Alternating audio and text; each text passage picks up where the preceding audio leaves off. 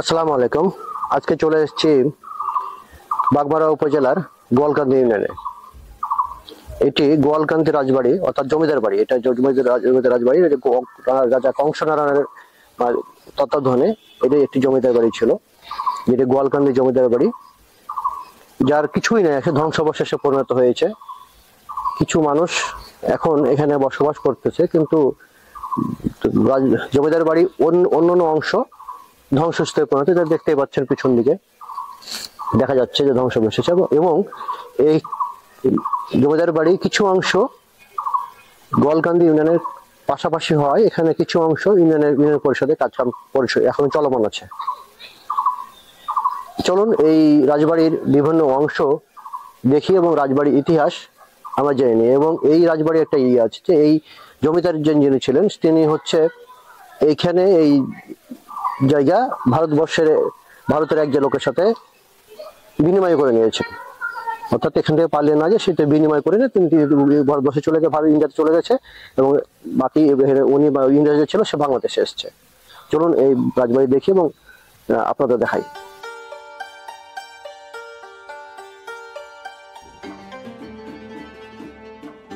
আসসালামু আলাইকুম, সবাইকে স্বাগত জানাচ্ছি নতুন একটি ব্লগে। আজকে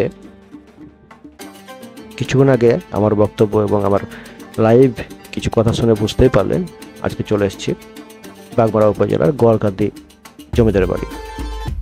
বাংলাদেশের আনাচে কানাচে বিভিন্ন রকম রাজবাড়ি এবং জমিদার বাড়ি রয়েছে, কিন্তু আমরা সাধারণত জমিদার বাড়ি এবং রাজবাড়িকে আলাদা করতে পারি না। আমরা সবাই রাজবাড়ি বলে থাকি, কিন্তু বাংলাদেশে রাজার সংখ্যা ছিল খুব কম। ম্যাক্সিমাম ছিল জমিদার বাড়ি, যা কিছু রাজার মাধ্যমে বা তত্ত্বাবধানে পরিচালিত হতো সেই জমিদারি প্রথা। গোয়ালকান্দি জমিদার বাড়ি অনেক পুরনো এবং বেশ বড় একটি জমিদার বাড়ি, যা এখন ধ্বংসাবশেষে পরিণত হয়েছে।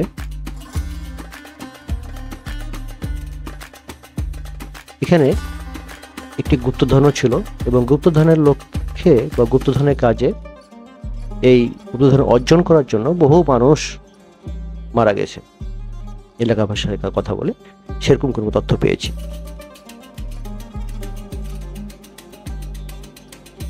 গোয়ালকান্দি জমিদার বাড়ি বাংলাদেশের রাজশাহী জেলার বাগমারা উপজেলার গোয়ালকান্দি ইউনিয়নে অবস্থিত এক ঐতিহাসিক জমিদার বাড়ি। গোয়ালকান্দির এই জমিদার বাড়ি নিয়ে অনেক দ্বিমত রয়েছে। ইন্টারনেট বা উইকিপিডিয়াতে যদি এর ইতিহাস খোঁজা যায়, তো ইতিহাসে খুব একটা ভালো কোনো তথ্য বা উপাত্ত পাওয়া যায় না বা পাওয়া যায়নি।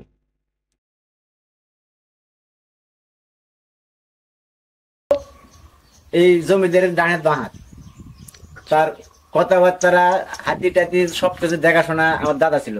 আর দাদা 115 বছর বেঁচে ছিল, 15 বছর পর মারা গেছে। তাই আচ্ছা, আপনারা এই মানে রাজার অন্য কিছু জানেন না? মানে রাজা কেমন ছিল বা না, এটা আমার করার ক্ষমতা নেই, বা দাদা কাছে শুনেন নাই? না। তবে দাদা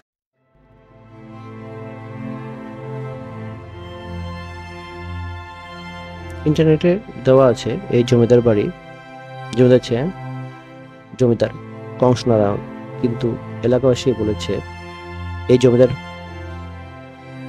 বাড়ি ছিলেন জমিদার শ্রী চন্দ্র দত্ত ও সতীন্দ্রচন্দ্র দত্ত। আসলে সত্য কথা বলতে বা ইতিহাস যেটা বলে, রাজা কংসনারায়ণ হচ্ছে তাহিরপুর ইউনিয়ন উপজেলার রাজা ছিলেন, এবং তার তত্ত্বাবধানে গোয়ালকান্দি ইউনিয়নের এরকম আরো বেশ কিছু রাজবাড়ি বা জমিদার বাড়ি পরিচালিত হতো।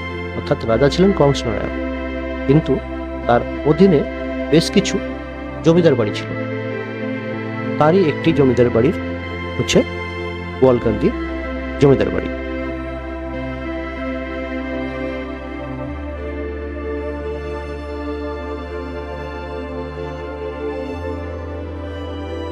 তবে কবে নাগাদ এই জমিদার বাড়ি প্রতিষ্ঠিত হয়েছে তার কোনো সঠিক তথ্য পাওয়া যায়। 1947 সালে ভারতবর্ষ ভাগ হলে এই জমিদার বংশধররা ভারতের এক ব্যক্তির সাথে জায়গা জমি বিনিময়ের মাধ্যমে এই দেশ থেকে চলে যান।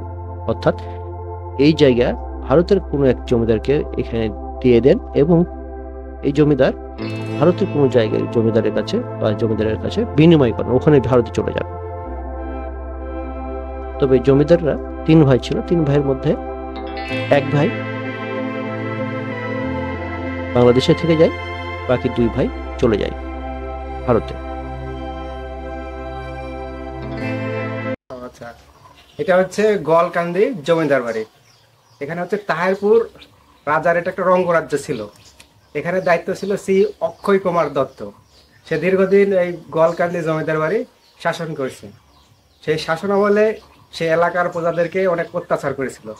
যখন এলাকার মানুষ যখন হচ্ছে এই আশপাশ স্যান্ডেল পায়ে হাঁটতে পারতো না, স্যান্ডেল হচ্ছে বগলে নিয়ে আসতে মানে আশা লাগিচ্ছিল। আর এই জমিদার বাড়িটি আস্তে আস্তে এখন হচ্ছে সংস্কারের অভাবে একেবারে বিলীন হওয়ার পথে, আর প্রায় বিলীন হয়ে গেছে। আর কিছুদিন পর এটা বিলীন হয়ে যাবে। আর এই জমিদার বাড়িটি হচ্ছে এখন মালিকানাধীন। আগে ছিল জমিদার অক্ষয় কুমারের সরকারি সম্পত্তি, এখন এটা মালিকানাধীন হয়ে গেছে।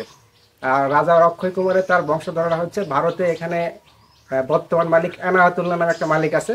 সেই মালিকের সাথে ভারত এবং বাংলাদেশের জমিটা মানে বিনিময় করে নিছে। এখন হচ্ছে জমিদার বাড়িটা হচ্ছে এনায়েতুল হক বিশ্বাস বিন্দুর দখলে আছে। এটি জমিদার বাড়ির গেটের একটি অংশ এবং একটি আসলে ওপরে ওঠার কোনো বুদ্ধি নাই। এটি এমনভাবে ভঙ্গুর অবস্থা হয়েছে যে ওপরের ছাদগুলো ম্যাক্সিমাম জায়গায় ছাদগুলোর ধরে ধসে পড়েছে। সে উপরে যেয়ে কোন দেখার কোনো বুদ্ধি নাই। তবে হ্যাঁ, পাশে 2টি বিল্ডিং আছে, পাশে 2টি পড়েছে। সেখানে যারা বিনিময় করে নিয়েছে, অর্থাৎ এই বিল্ডিংটির সামনে যে বিল্ডিং দেখা যাচ্ছে, এই বিল্ডিং যারা বিনিময় করে নিয়েছে তারা এখানে রীতিমতো বসবাস করতেছে, মানে বসবাসের উপযোগী করে এখনো বসবাস করছে। কিন্তু তারও কিছু অংশ বসবাসের অনুপযোগী হয়েছে এবং যেখানে তারা বসবাস করে তার কিছু অংশ বসবাস করার মতন রয়েছে। সামনে যে জায়গাটা দেখতে পাচ্ছেন, এখন যে জায়গাটা পাচ্ছেন, তার উপরতলে যাওয়ার কোনো ইয়ে নাই, কিন্তু নিচতলাতে মানুষ এখনো বসবাস করছে। এলাকাবাসীর ভাষ্যমতে বা বক্তব্য অনুযায়ী ইনিরা হচ্ছে সেই লোক যারা এখানে বিনিময় করে নিয়েছেন। রাজবাড়ির মতন এই রাজবাড়িও চুন, ইট এবং সুরকি দিয়ে বানানো বেশ শক্ত এক রাজবাড়ি বা জমিদার বাড়ি। এখন এই জমিদার বাড়ি ঘাস, গুল্ম, পাতা আঁকড়ে ধরে এক ভুতুড়ে অবস্থায় পরিণত হয়েছে। তবে এলাকাবাসীর কাছে শোনা জমিদারি খুব অত্যাচারী ছিল। এই জমিদার কেউ যদি কর্য না দিত বা তার কর দিতে দেরি করলে তাকে ধরে নিয়ে এসে গাছের সাথে বেঁধে ইচ্ছা মতো তাকে অত্যাচার করা হতো।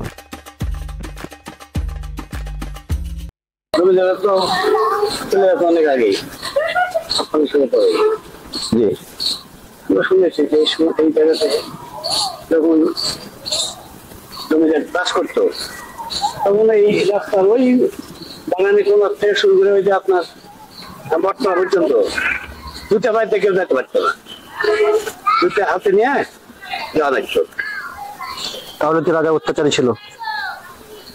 তাই তো মনে হয়, মানে যেহেতু মানুষ যাতে সাথে চলতে পারে না, অত্যাচারী ভাবে করতেছে।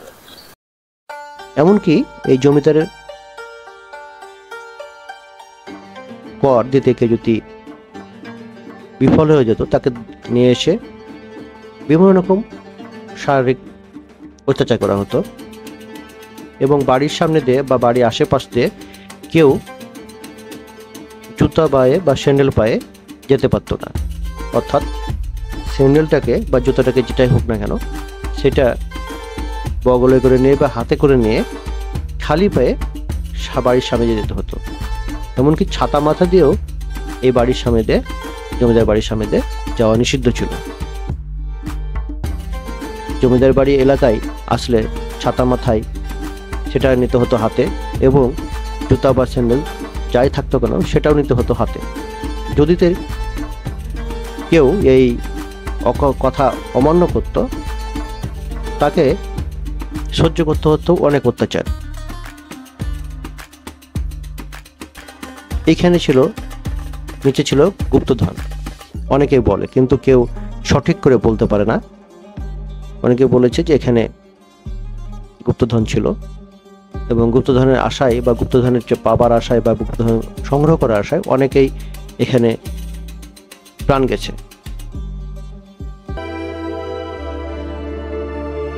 পদ্মায় এখন যে অংশটা দেখতে পাচ্ছেন এটি গোয়ালকান্দি ইউনিয়নের পিছনের অংশ, অর্থাৎ জমিদার বাড়ি কিছু অংশ গোয়ালকান্দি ইউনিয়নের পাশাপাশি হওয়ার জন্য তাদের কিছু অংশ গোয়ালকান্দি জমিদার বাড়ির কিছু অংশ নিয়ে সেখানে ইউনিয়ন পরিষদের কার্যক্রম পরিচালনা করে। এটি তার পিছনের অংশ।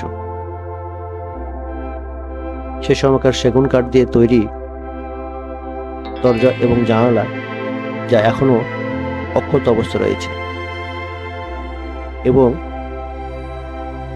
লোহার শিক যে জানলাকে প্রোটেকশন দেওয়া, এগুলো অক্ষত অবস্থা রয়েছে। আনুমানিক ধারণা করা হয় এই জমিদার বাড়ির বয়স প্রায় 150 বছর বা তারও অধিক। ভাবা যায় 150 বছর বা তার অধিক বয়সের একটি বিল্ডিং সেই সময় কেমন, যখন ছিল না কোনো অত্যাধুনিক জিনিসপত্র, যখন ছিল না কোনো অত্যাধুনিক কোনো উপাদান, তারপরও দাঁড়িয়ে রয়েছে ঠাই। হয়তো তার কিছু জায়গায় মোর্চা ধরেছে, তার কিছু জায়গায় বয়সের কারণে নুয়ে পড়েছে। এসে 13 নং গোয়ালকান্দি ইউনিয়ন পরিষদ, সেদিন চেয়ারম্যান ছিল না বিধায় ভিতরে আসলে ভিডিও করার পারমিশনটা পাই নাই, কিন্তু এখানে গোয়ালকান্দি ইউনিয়ন পরিষদের কার্যক্রম চালালেও ইউনিয়ন পরিষদের কার্যক্রম ভিতরে চললেও রাজবাড়ির যে পুরাতন ঐতিহ্য বা পুরাতন যে বিল্ডিং এর ক্ষমতা ছিল সেটা পুরোটা চেঞ্জ হয়ে গেছে, অর্থাৎ কালার বা রং করে, ফলে ইউনিয়ন রাজবাড়ির যে জমিদার বাড়ির যে অংশটা ছিল সেটি আসলে পরিবর্তন হয়ে গেছে, নকশাটাই শুধু রয়ে গেছে, অর্থাৎ শরীর চেঞ্জ হয়ে গেছে কিন্তু তার কঙ্কালটা ঠিকই রয়ে গেছে। গোয়ালকান্দি জমিদার বাড়ি কেমন লাগলো কমেন্ট সমাধানে জানাতে ভুলবেন না, এবং আর কোন কোন জায়গায় ভিডিও করা যায় জানাতে ভুলবেন না কমেন্টসের মাধ্যমে। সবাইকে নতুন ভিডিও দেখার আমন্ত্রণ জানিয়ে আজকের মতো বিদায় নিচ্ছি। দেখা হচ্ছে নতুন কোনো ব্লগে। আসসালামু আলাইকুম। সুস্থ থাকবেন, ভালো থাকবেন। আসসালামু আলাইকুম। সবাইকে স্বাগত জানাচ্ছি নতুন একটি ব্লগে।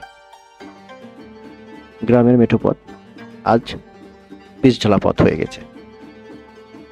আজকে যাচ্ছি বাগমারা উপজেলায় বীরকুৎসা গ্রামে হাজারদুয়ারি রাজবাড়িতে।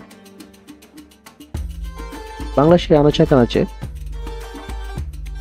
বহু রাজবাড়ি রয়েছে। সাধারণত আমরা রাজবাড়ি বলি, কিন্তু এই বাংলাদেশে রাজার সংখ্যা ছিল খুব কম, অধিকাংশ ছিল জমিদার। কিন্তু আমরা সেই জমিদারকেই রাজবাড়ি বলে থাকি। আসলে এগুলো জমিদার বাড়ি ছিল এবং অল্প কিছু সংখ্যক রাজা ছিল। সেই ধারাবাহিকতায় আজকে এসেছি বীরকুৎসা জমিদার বাড়িতে, যা হাজারদুয়ারি নামে পরিচিত, অর্থাৎ যে রাজবাড়ি বা জমিদার বাড়ির 1000টি দরজা ছিল। কালের বিবর্তনে ভাঙতে ভাঙতে আজ সে অবস্থা নেই, কিন্তু একটা সময় এখানে ছিল 1000টি দরজা বিশিষ্ট একটি প্রাসাদ। প্রাসাদটি ছিল অভিজাত্যের জৌলুসে ভরা। বোধহয় হয়তো এতক্ষণ রাজবাড়ির ইতিহাস জানার মনের বাসনা হয়েছে বা ইচ্ছা হয়েছে। চলুন রাজবাড়িটি দেখতে দেখতে জেনে সে রাজবাড়ির ইতিহাস।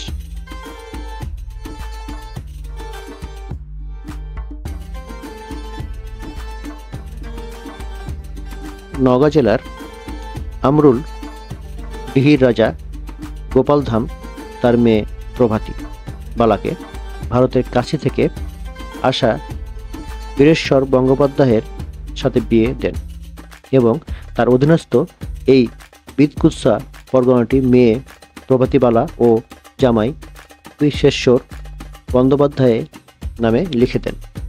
আর এ থেকেই এই জমিদারির সূচনা হয়।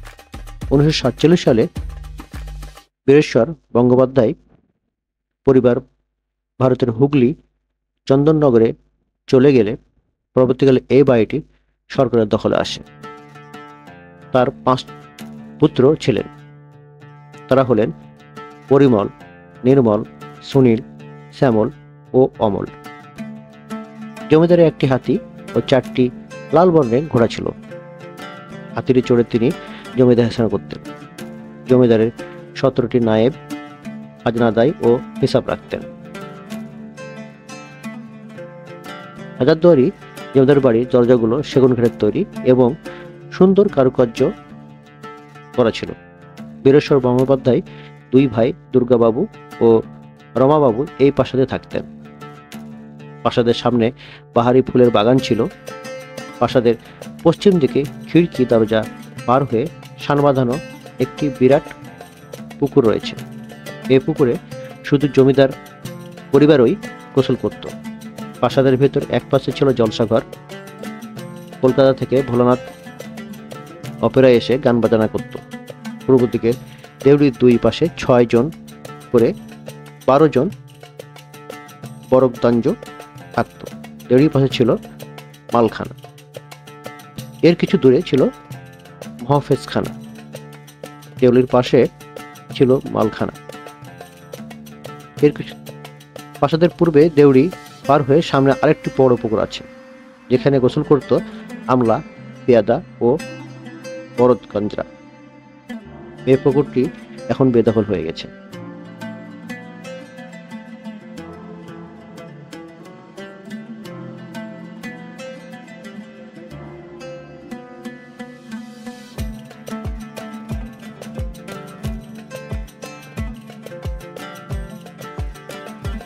বকুলতলার পাশে খাজনাদের ঘর ছিল, যা এখন বীরকুৎসা তহবিল অফিস নামে পরিচিত।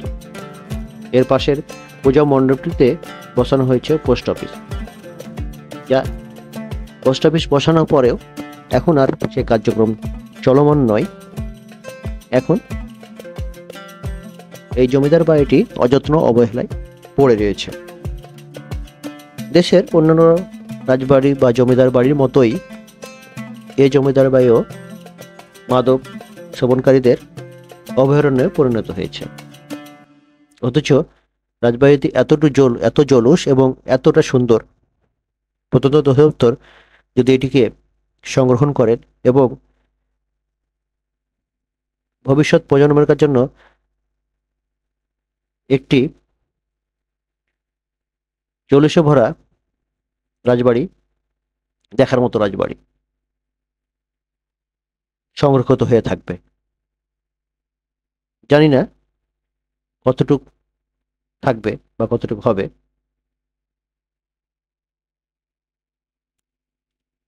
দেখেন, এটা রাজবাড়ির যে আগে দরজা ছিল, তাদের একটা যে যখন আমি বাতাসের প্রয়োজন হলো তখন এইভাবে এরকম করে দিত, যাতে বাতাস আসা যাওয়া করতে পারতো, এবং যখন বাতাস প্রয়োজন নাই তখন এটা বন্ধ করে রাখতে হতো। এবং এখানে কিছু লোহার শিক দিয়ে আটকানো ছিল এবং 3টি স্তরে, প্রথম স্তরে এটা, দ্বিতীয় স্তরে এইটা লোহার একটা শিক দেওয়া ছিল, যেখানে মানুষ যাওয়া আসা করতে পারবে না, এরকম লোহার শিকটা সিকিউরিটি বা প্রতিরক্ষামূলক ভাবে এটা রাখা হয়েছিল। এবং এইটা পরবর্তীতে কাচের ছিল, কাচের রাখা হয়েছিল, কাচের ফ্রেম রয়েছিল। এখন আসলে দুর্বৃত্তরা এগুলো নিয়ে গেছে, যারা কিছু অংশ রয়েছে, বাকি সবগুলো অংশতেই যেমন নাই, কোনো কিছু নাই, কাজ বা কোনো কিছু নাই, সবগুলোই ভেঙে নিয়ে গেছে বা কোন দরজা নিয়ে চলে গেছে, অনেক দরজাই নাই হয়ে গেছে। কিন্তু এখানে কিছু কিছু জিনিস আছে, যেমন ধরেন যে এইখানে দেখা যায়, এখানে দেখানো যাচ্ছে, এখানে একটা অবশিষ্ট রয়েছে, যে এরকম লোহার শিক প্রত্যেকটা দরজায় এবং প্রত্যেকটাতে দরজাতে আছে। এবং এই রাজবাড়িতে কোনো ধরনের ইয়া নেই, জানালা নেই, সবগুলো দরজা। এই জন্যই হয়তো এই জন্যই 1000 দরজা বলে। এখন অনেক অবশিষ্ট, অনেক যে রাজবাড়ির যে 1000 দরজা ছিল সেগুলো অনেক ভেঙে হয়ে গেছে। আসলে শুধুমাত্র প্রত্নতাত্ত্বিক অধিদপ্তরের মধ্যে অধীনে আছে, কিন্তু প্রত্নতাত্ত্বিক অধিদপ্তর শুধুমাত্র একটা সাইনবোর্ড লাগিয়ে এবং তার দায়িত্ব শেষ হয়ে গেছে। ওই জমিদার ছিল, জমিদারের আমলে এই রাজবাড়ি করা।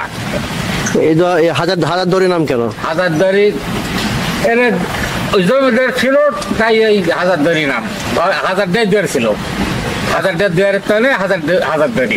আচ্ছা, এখন 1000 দরে নাই, মানে 1000টা দরজা হাজারদুয়ার নেই, এখন ওই সাইডে ভেঙে গেছে, পিছনে ভেঙে গেছে, যা এখন খালি এই সাবেক এই বড় বিল্ডিংটাই আছে।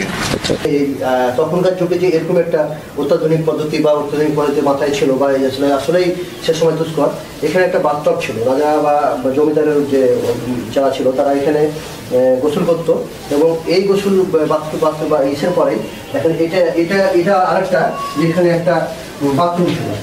বাথরুমে এই যে বাথরুমের এখানে একটা বাথরুম করার জন্য একটা প্যান ছিল, এবং এটা কত অত্যাধুনিকভাবে এখনকার যুগে যেটা সে সময় ছিল। আর দেখেন এদিকে একটা বড় দরজা এবং এদিকে একটা দরজা। তবে প্রত্নতত্ত্ব অধিদপ্তরের কাছে আকুল আবেদন থাকবে যাতে অতি সত্বর রাজবাড়িটিকে সংরক্ষণের ব্যবস্থা করা হয়। পদ্মা দেখতে পাচ্ছেন সামনে যে জায়গাটি, এটি ছিল জলসাঘর।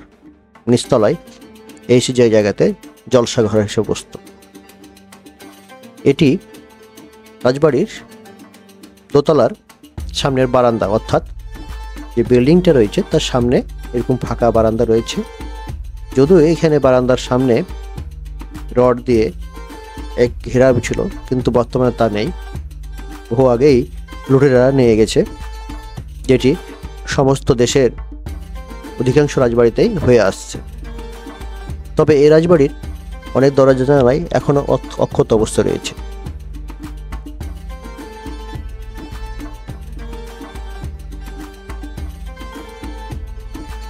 ভাবা যায় কি কারুকার্যপূর্ণ, কি জলুস এবং কি আভিজাত্যের ছিল রাজবাড়ি, অথচ এখন সেই আভিজাত্য এবং জলুসে ভরা রাজবাড়ি সঙ্গী হয়েছে লতাপাতা ও গুল্ম। জরাজীর্ণ অবস্থায় যেন শুধুমাত্র কঙ্কাল দাঁড়িয়ে রয়েছে। দেহটি বহু আগেই গত হয়েছে।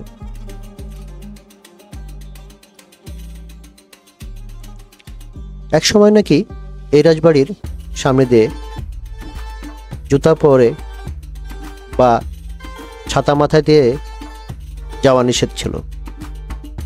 যদি কেউ সে ভুল করে ফেলতো, তার কপালে জুটত নিদারুণ দুঃখ, কষ্ট এবং যন্ত্রণাদায়ক এবং নিপীড়ন।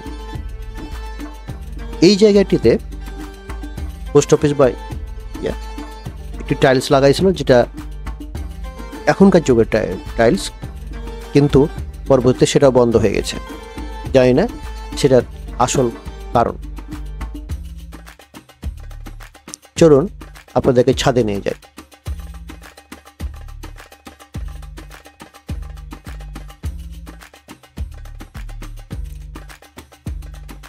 রাজা যে বা জমিদার যে আভিজাত্য মনা ছিল বা তার জলুস কতটুক ছিল, তা তার এই জমিদারের দালান কোঠা এবং ছাদ বা অন্যান্য জায়গা দেখলে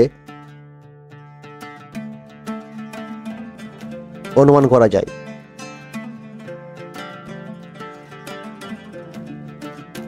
ভবনটির ছাদটিও বেশ অসাধারণ, চারিদিকে এরকম সিলিং করা। সিঁড়িঘরটিও দালান কোঠা দিয়ে পরিপূর্ণ এবং চুন সুরকি ও ইটের পোড়ামাটি দেখলে বোঝা যায় কত আমলের বা কত দিনের।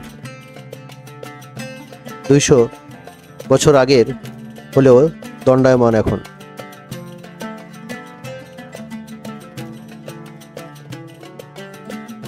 যা রাজার বিভিন্ন অপকর্ম বা অত্যাচারের সাক্ষী হয়ে দাঁড়িয়ে আছে।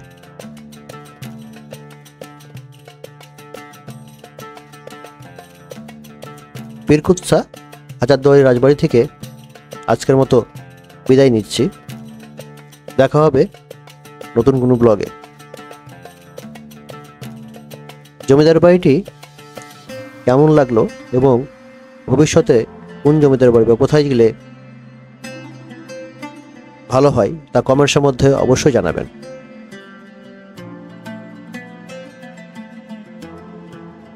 সবাইকে পরবর্তী ভিডিও দেখার আমন্ত্রণ জানিয়ে শেষ করছি আজকের ভিডিও।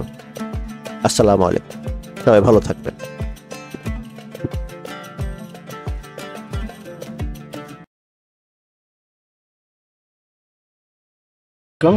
আজকে চলে এসেছি মচময়ের জমিদার বাড়ি, যেটি বাগমারা উপজেলা অবস্থিত, এবং এ বাড়ির আসলে সেরকমভাবে কোনো কিছুই অবশিষ্ট নেই, এবং গুগল বা অন্য কোনো জায়গাতে গেলেও যে এই জিনিসগুলো কোনো ইনফরমেশন পাওয়া যাবে না। শুধুমাত্র এই দুই চারটি মানে এটা ছিল অংশ ছিল, হয়তো বা এখানে একটা গেট ছিল, এই গেটের অংশ বিশেষ শুধু রয়েছে, বাকি সবগুলো আর ধ্বংসাবশেষে পরিণত হয়েছে এবং ধ্বংসস্তূপে পরিণত হয়েছে। হাতে কোনো সামান্য কিছু দুই একটা বিল্ডিং আছে, যেগুলো আপনাকে আমি দেখবো, আপনাদেরকে দেখাবো। চলেন আমাদের রাজবাড়ির এটি মূল ফটক ছিল, অর্থাৎ একটি গেট ছিল, যার এই অল্প একটু অংশই বাকি রয়েছে, বাকি আর অংশ এখানে নাই। আর অল্প কিছু ধ্বংসাবশেষে দালান কোঠা বিদ্যমান রয়েছে, তার মধ্যে এই মন্দিরটি শুধু অক্ষত রয়েছে, সাথে আরো একটি মন্দির আর কিছু অল্প কিছু ধ্বংসাবশেষ।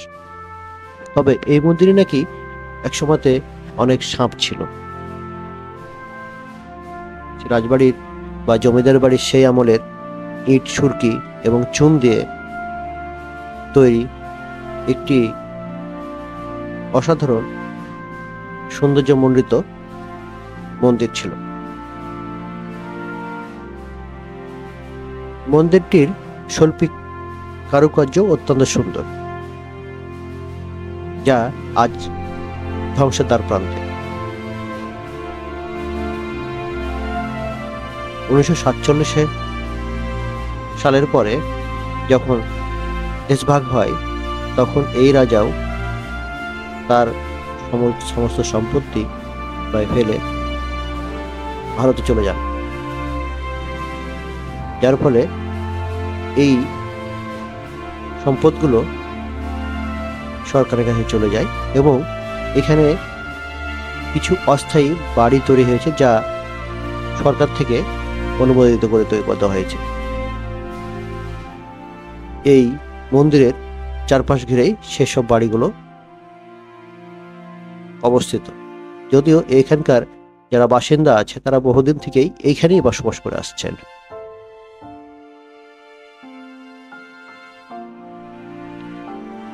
শোনা কথা, এই রাজা নাকি তার রানীর অর্থাৎ জমিদারের অর্ধাঙ্গিনীর স্ত্রী ছিল পরকীয়া করত, এবং সেটা সে জানতে পেরে তাকে খণ্ড খণ্ড অর্থাৎ 7টি খণ্ডে বিভক্ত করে মেরে ফেলে পালিয়ে গেছিল।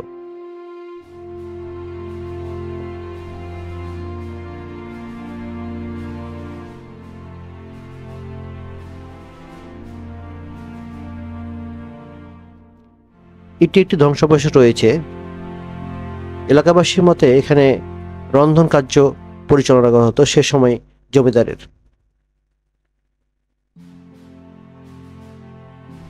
কিন্তু সেটিও সঠিক কোনো তথ্য মেলে নাই। গুগল বা অন্য কোনো জায়গাতেও এই মচময় রাজবাড়ির কোনো ইতিহাস পাওয়া যায়নি। এটি আরেকটি মন্দির, যে মন্দিরটি দ্বার প্রান্তের অর্থাৎ জমিদার বাড়ির ঢুকবার দ্বার প্রান্তেই অবস্থিত। এই দুইটি মন্দির এবং ওই রন্ধনশালা ছাড়া আর কোনো জায়গায় এখানে অবশিষ্ট নেই, সবগুলোই দখলে পরিণত হয়েছে। আজকের মতো এখানে দেখা হবে নতুন কোনো ভিডিওতে। আসসালামু আলাইকুম।